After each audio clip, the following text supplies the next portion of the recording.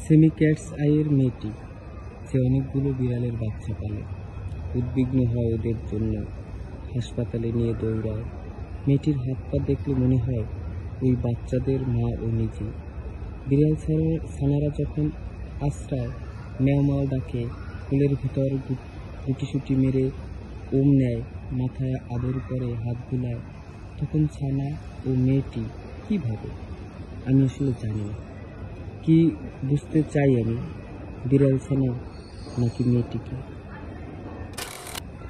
ছোট ছোট চুল, তীক্ষ্ণ বুদ্ধির বুদবুদ ক্রিটিক, বড়ই গাছে ঢিল ছোড়বার ঢঙে একটি কোমল হৃদয় নিয়ে হেঁটে যাচ্ছে নাগরিক হেজিমনির জটিল সড়কে, যে সড়কের গন্তব্য নাই কোনো।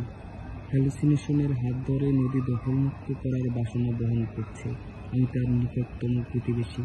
প্রতিকূল সমুদ্র পার হয়ে এই তো ধু ধু বালুকা বেলায় চিলের ডানায় উঠছি। এখানে শৌখিন শিকারীর উৎপাত নেই, আর্টিফিশিয়াল ইন্টেলিজেন্স নেই, উদ্ভট পরামর্শকের প্যানপানানি নেই, ফেক পারফর্মারের ভিড় নেই।